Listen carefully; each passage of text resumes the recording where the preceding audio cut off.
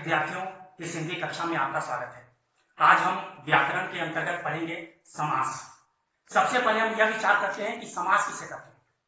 तो सरल शब्दों में यदि आप समझें तो दो शब्दों के मेल को समास कहते हैं, और यदि पारिभाषिक रूप में उसको देखें तो दो या दो से अधिक शब्दों के मेल से जिस प्रक्रिया द्वारा नए शब्द बनाए जाते हैं उन्हें समास कहते हैं।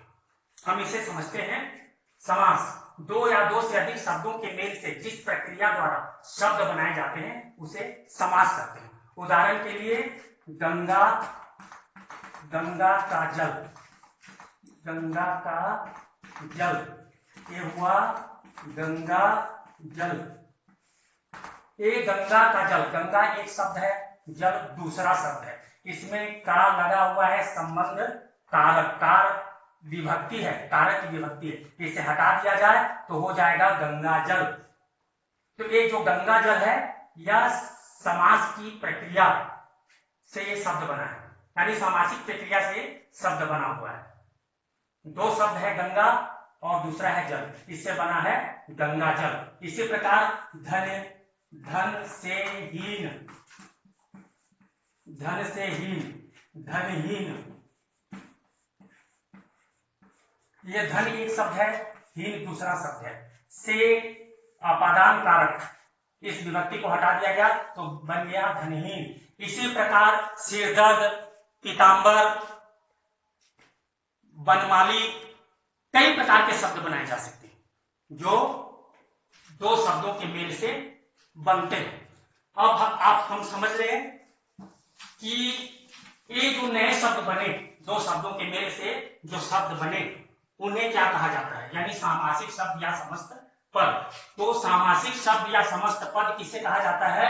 तो सामासिक प्रक्रिया से जो शब्द बनते हैं उन शब्दों को सामासिक शब्द या समस्त पद कहा जाता है। जैसे उदाहरण के लिए गंगा जल, जैसा हमने उस समय समझा, गंगा का जल एक शब्द है, ये दूसरा शब्द है, इससे बन गया गंगा जल। यह गंगा जल जो शब्द है यही समस्त पद है, यही सामासिक पद है। अब हमें ध्यान देने वाली बात यह है कि ये जो गंगा जल ये समस्त पद है, इसका ये पहला, ये जो गंगा शब्द है इसे कहा जाएगा पूर्व पद, पूर्व पद। और ये जो जल है इसे कहा जाएगा उत्तर पद। पूर्व पद यानी पहले का पद, पहला पद। उत्तर यानी दूसरा पद। पूरे समास में हमें ये पूर्व पद और उत्तर पद को ध्यान से समझना है, क्योंकि इसी पर बाकी जितने भेद हैं उनकी परिभाषा आधारित है। तो हमें पूर्व पद और उत्तर पद पर ध्यान देना है। कोई भी शब्द अगर हम ले लें, जैसे धनहीन ले लेते हैं तो धन पूर्व पद है, हीन उत्तर पद है। पीतांबर ले लेते हैं तो पीत पूर्व पद है, अंबर उत्तर पद है। तो हमें ध्यान देना है कि सामासिक पद या सामासिक शब्द या समस्त पद या समस्त शब्द, इसका पहला जो शब्द होता है पद या पूर्व पद होता है और दूसरा उत्तर पद होता है। अब हम यह समझेंगे कि समास विग्रह किसे कहते हैं, क्योंकि प्रश्न आता है निम्नलिखित समस्त पदों का समास विग्रह करते हुए समास के नाम लिखिए।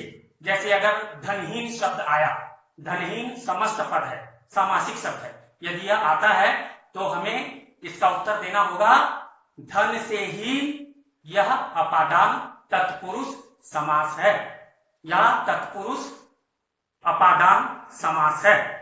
तो ये तत्पुरुष समास पता चला जब हमने उसका समास विग्रह किया। तो समास विग्रह क्या है? समस्त पद, ये जो समस्त पद है इसको अलग अलग करना समास विग्रह कहलाता है। समस्त पदों को अलग अलग करके उनके आपस में संबंध को दिखलाना समास विग्रह कहलाता है। उदाहरण के लिए शक्ति संपन्न, शक्ति संपन्न यह एक सामासिक शब्द है या एक समस्त पद है। इसका समास विग्रह करेंगे तो होगा शक्ति से संपन्न,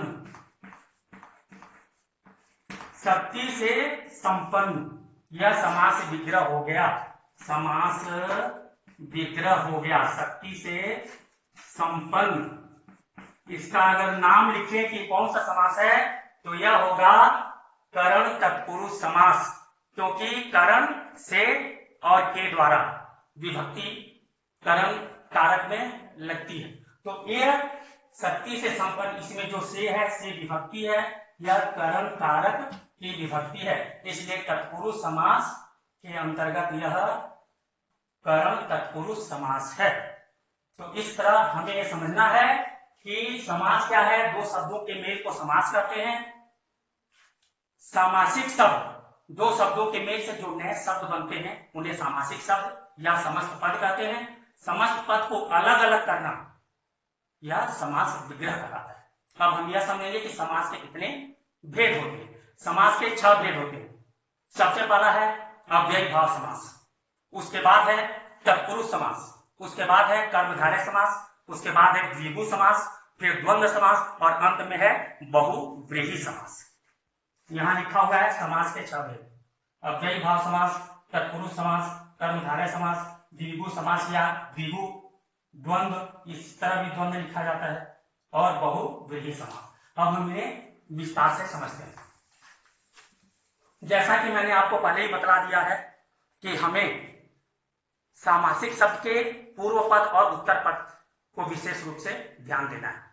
अव्ययी भाव समास किसे कहते हैं? जिस समास का पूर्व पद, जिस समास का पूर्व पद अव्यय होता है, अव्यय होता है, उसे अव्ययी भाव समास कहते हैं। अव्यय का है जिसका विकार नहीं होता, अव्यय का लिंग वचन क्रिया के अनुसार विकार नहीं होता, यानी कोई रूप परिवर्तन नहीं होता, वह जैसा है वैसा ही बना रहता है, इसे अव्यय कहते हैं। उदाहरण के लिए यथा, बे, हर, अ, आ, ये सब अव्यय है। तो जिस समास के पूर्व पद अव्यय हो उसे अव्ययी भाव समास कहते हैं। उदाहरण स्वरूप यथाशक्ति, यथाशक्ति, यथाशक्ति, इसका अगर समास विग्रह करेंगे, समास विग्रह होगा शक्ति के अनुसार, शक्ति के अनुसार।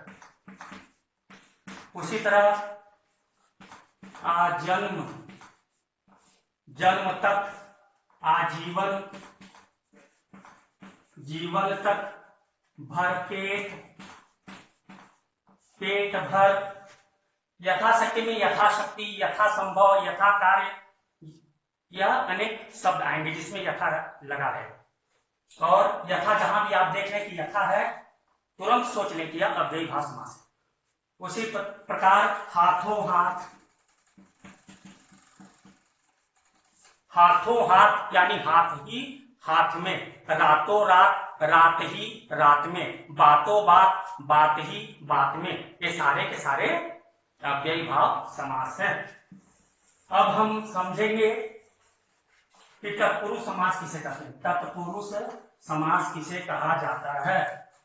तत्पुरुष समास वही पूर्व पद उत्तर पद को ध्यान में रखना है, जिस समास का पूर्व पद प्रधान न हो बल्कि उत्तर पद, दूसरा पद प्रधान होता है, और जिसके विभक्तियों को हटाकर शब्द बनाए जाते हैं, उसे तत्पुरुष समास कहते हैं। तत्पुरुष समास में विभक्ति रहती है, उसे हटा दिया जाता है। उदाहरण के लिए यह देखिए, तत्पुरुष समास, उदाहरण के लिए स्वर्ग प्राप्त, स्वर्ग प्राप्त, यहां अगर इसे समासिक विग्रह करेंगे तो होगा स्वर्ग को प्राप्त, स्वर्ग को प्राप्त। इसका ये प्राप्त जो उत्तर पद है यह प्रधान है, और इसमें जो को विभक्ति है या कर्म कारक की विभक्ति है उसे हटाकर स्वर्ग प्राप्त शब्द बनाए जाते हैं। इसलिए कारक के जो मुख्य 6 भेद हैं, उन्हीं 6 भेद के अनुसार यह तत्पुरुष समास भी 6 प्रकार के होते हैं। उदाहरण के लिए देखिए, कर्म, यहाँ को है, को कर्म कारक को विभक्ति है, इसलिए स्वर्ग प्राप्त, स्वर्ग को प्राप्त। करण इसकी से विभक्ति है, तो शक्ति संपन्न, शक्ति से संपन्न। संप्रदान इसकी के लिए विभक्ति है, इसलिए राह खर्च यानी राह के लिए खर्च। अपादान इसकी से विभक्ति है, इसलिए धन हीन, धन से हीन। अब एक बात ध्यान देने वाली बात है कि करण कारक में भी से है, अपादान कारक में भी से विभक्ति, दोनों में से विभक्ति, लेकिन दोनों का अर्थ अलग अलग है। करण या साधन के तौर पर, साधन, साधन के तौर पर से का प्रयोग हुआ है, जैसे शक्ति संपन्न, शक्ति से संपन्न, तो यहां से साधन के तौर पर है। और अपादान क्या है, अलग होने के भाव से, जैसे धनहीन, धन से हीन, धन से अलग हो जाना, तो धन का अभाव, यहाँ धन से हीन, यह अलग होने का भाव है। अपादान कारक अलग होने का भाव है, कर्म कारक साधन का भाव है, इसलिए दोनों में से है, लेकिन दोनों का अर्थ अलग है। अधिकरण में और पर, जैसे सिर दर्द, सिर में दर्द, आप बीती, आप पर बीती, यह अधिकरण कारक है। संबंध कारक जिसका ज्यादातर प्रयोग किया जाता है, इसमें का, के, की, संबंध कारक की विभक्ति। इसमें गंगा जल, गंगा का जल, राजपुत्र, राजा का पुत्र, राजमंत्री, राजा का मंत्री, राजमहल, राजा का महल, का विभक्ति लगी है, यानी का संबंध कारक है, का संबंध कारक की विभक्ति, इसलिए संबंध तत्पुरुष है। तो यहाँ ये सारे जो छह है ना, ये सब तत्पुरुष समास के भेद है। कर्म तत्पुरुष, कर्म तत्पुरुष, संप्रदान तत्पुरुष, अपादान तत्पुरुष, अधिकरण तत्पुरुष और संबंध तत्पुरुष। यदि ऐसे शब्द अगर आ जाए तो आपको इसके भेद के हिसाब से लिखना पड़ेगा कि यह कर्म तत्पुरुष है, तो यह अपादान तत्पुरुष है, यह संबंध तत्पुरुष है। ज्यादातर प्रतियोगी परीक्षाओं में इस तरह के प्रश्न आते हैं। इसके बाद अब हम कर्मधारय समास।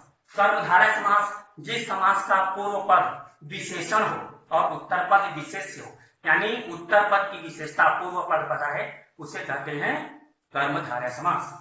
उदाहरण के लिए पीतांबर, पीतांबर, पीत अंबर, तो यहाँ यह अंबर कैसा है, तो पीत है, पीत यानी पीला है, इसलिए अंबर की विशेषता है पीला। काली कोठी, काली कोठी, कोठी कैसी है, ये कोठी कैसी है, तो ये काली है, तो काली क्या है, विशेषण है, काली है कोठी, काली विशेषण है। नील गगन, नील गगन, गगन कैसा है, तो नील यानी नीला है, तो गगन की विशेषता क्या है, नीला, तो जो नील है यह विशेषण है, गगन विशेष है, तो यह है कर्मधारय समास। इसी तरह उपमान उपमेय का भी भाव रहता है, जैसे मुख चंद्र, मुख चंद्र यानी मुख रूपी चंद्र, मुख के समान चंद्र। उसी तरह चंद्रमुख, चंद्रमुख यानी चंद्रमा के समान मुख, यहाँ चंद्रमा के समान मुख को बना दिया गया, या मुख को चंद्रमा के समान बता दिया जा रहा है। उसी तरह महात्मा, जहां आत्मा की विशेषता क्या है, महान है वो आत्मा। इसी तरह चरण कमल, चरण कमल, चरण कैसे है, कमल के समान है, या कमल कैसा है, तो चरण के समान है, तो चरण रूपी कमल या कमल रूपी चरण। कर कमल, कर रूपी कमल या कमल रूपी कर, इन सबका प्रयोग हम कर्मधारय समास का उदाहरण है। अब हम पढ़ेंगे द्विगु समास। द्विगु समास, इस पर भी ध्यान देना है, वही पूर्व पद और उत्तर पद। जिस समास का पूर्व पद यानी पहला पद संख्यावाची विशेषण होता है उसे द्विगु समास कहते हैं। बस इतना ही है, जिस समास का पूर्व पद संख्यावाची हो, संख्या को दिखलाए, उसे द्विगु समास कहा जाता है। उदाहरण के लिए त्रिरत्न, ये त्रि पूर्व पद है और ये संख्यावाची है, यानी त्रि यानी तीन, तीन रत्नों का समाहार। द्विगु समास में हमेशा समाहार लगाया जाता है, समूह लगाया जाता है, इसलिए क्योंकि वह पूरा समस्त पद समूह को दिखाता है, समूहवाची होता है। तो यहाँ त्रिरत्न यानी तीन रत्नों का समाहार। चतुर्भुज, चतुर्भुज यानी चार भुजाओं का समाहार, दो राहा, दो राहों का समाहार। चौपाया, चार पायों का समाहार। नवग्रह, नौ ग्रहों का समाहार। अष्टपद, अष्टपदों का समाहार। दशानन, 10 आननों का समाहार। तो ये द्विगु समास के उदाहरण हुए। अब हम समझेंगे द्वंद्व समास। द्वंद्व का अर्थ होता है दो, द्वंद्व यानी दो। जिस समास के दोनों पद, पूर्व पद और उत्तर पद दोनों ही प्रधान होते हैं, उसे कहा जाता है द्वंद्व समास। जैसे धर्म, धर्म अधर्म, ये हो गया धर्माधर्म, धर्मा धर्म तथा अधर्म, धर्म तथा अधर्म। इसी प्रकार पाप पुण्य, ये संधि की तरह भी लग रहा है कि ये संधि है, लेकिन धर्माधर्म, धर्म और अधर्म, इसलिए यह तत्पुरुष द्वंद्व समास है। इसके बाद रात दिन, रात और दिन,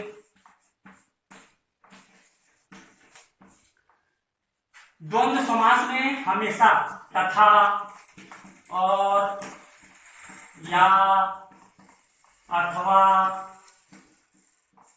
जैसे शब्द लगते हैं, क्योंकि दो शब्दों को जोड़ता है। राम तथा श्याम, रात और दिन, पाप या पुण्य, हानि या लाभ।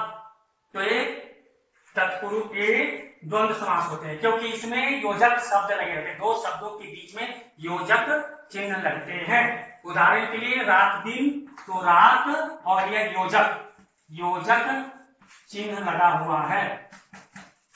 माता पिता, भाई बहन, धर्म अधर्म, योजक चिन्ह लगता है। तो ये हुए द्वंद्व समास, क्योंकि द्वंद्व समास में दोनों पद प्रधान होता है। अब है बहुव्रीहि समास। अब देखिए, समास को समझना सबसे सरल है। जिस समस्त पद का पहला पद यानी पूर्व पद अव्यय हो, वह अव्ययी भाव समास। जिस समास का उत्तर पद यानी दूसरा पद प्रधान हो, वो तत्पुरुष समास। जिस समास के दोनों पद प्रधान हो, वह द्वंद्व समास। जिस समास के दोनों पद अप्रधान हो, महत्वपूर्ण न हो, वह बहुव्रीहि समास। बहुव्रीहि समास के दोनों पद अप्रधान होते हैं, तीसरा पद प्रधान होता है। और तीसरा पद क्या करता है? वह तीसरा पद किसी संज्ञा का विशेषण होता है, उसे कहते हैं बहुव्रीहि समास। यानी दोनों पद अप्रधान, तीसरा पद प्रधान, जो किसी संज्ञा का विशेषण। उदाहरण के लिए नीलकंठ, नीला है कंठ जिनका, नीला है कंठ जिनका, कौन है? शिव। ये शिव शब्द प्रधान है। ये नीलकंठ शिव का विशेषण है। नीलकंठ शिव, गंगाधर शिव, गंगाधर गंगा को धारण करता है जो शिव। महादेव, महान है जो देव, शिव। पीतांबर, पीत अंबर है जिनका, विष्णु या कृष्ण। बहुव्रीहि समास है। इसी प्रकार दशानन, 10 आनन है जिनके, दशानन 10 आनन है जिनके। रावण, गिरधर, गिर को धारण करता है जो कृष्ण।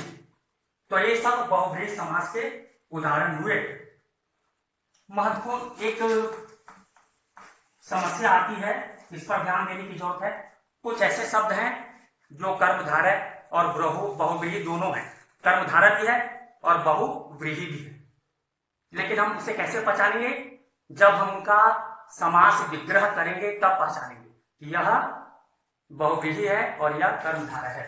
उदाहरण के लिए यह है कर्मधारय, कर्मधारय समास, और यह है बहुव्रीहि समास। जैसे उदाहरण के लिए दशानन, नीलकंठ,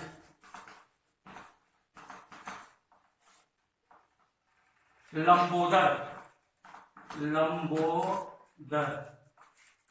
ये देखिए कर्मधारय समास में क्या है? ये जो आनन है ना, आनन है, इसका विशेषण है 10। आनन कितने हैं? 10, या 10 है आनन, तो ये कर्मधारय समास हुआ। नीलकंठ, कंठ की विशेषता क्या है? नील, नीला है, तो यह कर्मधारय समास हुआ। नीला है कंठ, 10 है आनन।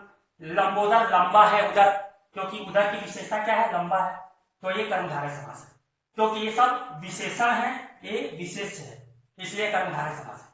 लेकिन अगर इस तरह से अगर हम समास विग्रह करें, 10 है आनन जिनके रावण, 10 है आनन जिनके रावण, तो ये हो जाएगा बहुव्रीहि समास।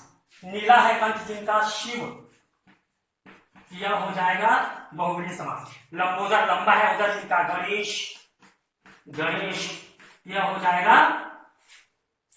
बहुव्रीहि समास। इसी तरह द्विगु समास में और बहुव्रीहि समास में भी अंतर है, इसे भी हम वही समास विग्रह के द्वारा जान सकते हैं। अब जैसे समझते हैं,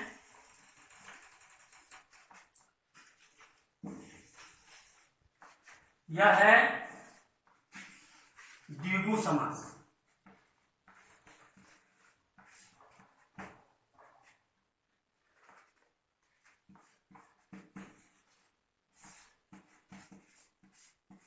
द्विगु समास, उदाहरण के लिए यही दशानन और त्रिनेत्र। दशानन, 10 आनन का समाहार, क्योंकि 10 यानी 10 आनन, 10 आनन का समाहार द्विगु समास है, क्योंकि यह 10 क्या है? संख्यावाची है। त्रिनेत्र, 3 नेत्रों का समाहार, ये त्रि क्या है? संख्यावाची है। इसी तरह चतुर्भुज, 4 भुजाओं का समाहार, चतुर क्या है? 4 है, क्या होंगे? द्विगु समास होंगे। लेकिन उनका बहुव्रीहि समास भी है, समास विग्रह से पता चलेगा। उदाहरण के लिए 10 है आनन जिनके रावण, यह हो गया बहुव्रीहि समास। त्रिनेत्र, त्रिनेत्र है जिनके, 3 नेत्र है जिनके शिव, यह हो गया बहुव्रीहि समास।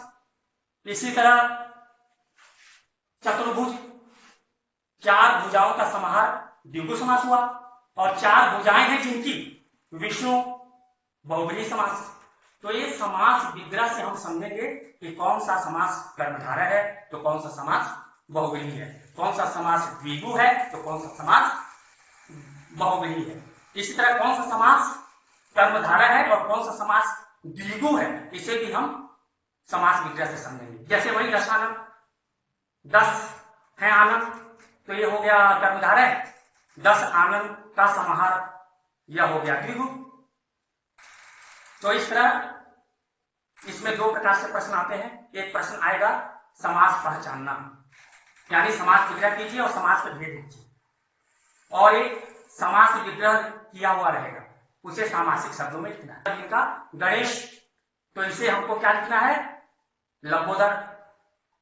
महान है आत्मा, हमें लिखना है महात्मा, तो ये महात्मा लंबोदर या क्या है? सामासिक शब्द। प्यारे विद्यार्थियों, समास के लिए महत्वपूर्ण है कि जैसा प्रश्न आएगा उसका उत्तर वैसे ही देना है, और इसमें सबसे ज्यादा दुविधा बहुव्रीहि समास, द्विगु समास और कर्मधारय समास को पहचानने में। मान लीजिए प्रश्न आ गया कि दशानन कौन सा समास है, और अगर विकल्प है कि कर्मधारय समास, तत्पुरुष समास, अव्ययी भाव समास, तब वह कर्मधारय समास। यदि आया कि दशानन कौन सा समास है और नीचे बहुव्रीहि लिखा हुआ है, इसके बाद फिर तत्पुरुष लिखा हुआ है और अव्ययी भाव समास लिखा हुआ है, तब वह बहुव्रीहि समास है। अगर आया कि दशानन कौन सा समास है और वहां द्विगु समास लिखा हुआ है, कर्मधारय नहीं लिखा, दशानन बहुव्रीहि नहीं लिखा, तब वह द्विगु समास है। और मान लीजिए अगर प्रश्न आया कि 10 आनन है जिनके रावण, और नीचे में अगर आया हुआ है कि यह कौन सा समास है, उसमें द्विगु समास, कर्मधारय समास और बहुव्रीहि समास है, तो वह बहुव्रीहि समास है। 10 आनन का समाहार या कौन सा समास है, और उसमें यदि प्रश्न आया हुआ है कि यह बहुव्रीहि समास है द्विगु समास है और कर्मधारय समास है तब वह द्विगु समास है। 10 है आनंद, यह प्रश्न है और नीचे में विकल्प में दिया हुआ है कि यह कर्मधारय समास है, द्विगु समास है और बहुब्रीहि समास है तब वह कर्मधारय समास है। यानी समास विग्रह जैसा रहेगा उसके हिसाब से ही हमें कर्मधारय को पहचानना है, बहुब्रीहि को पहचानना है और द्विगु को पहचानना है। मुझे आशा है कि आप इसे भली भांति समझ गए होंगे। धन्यवाद।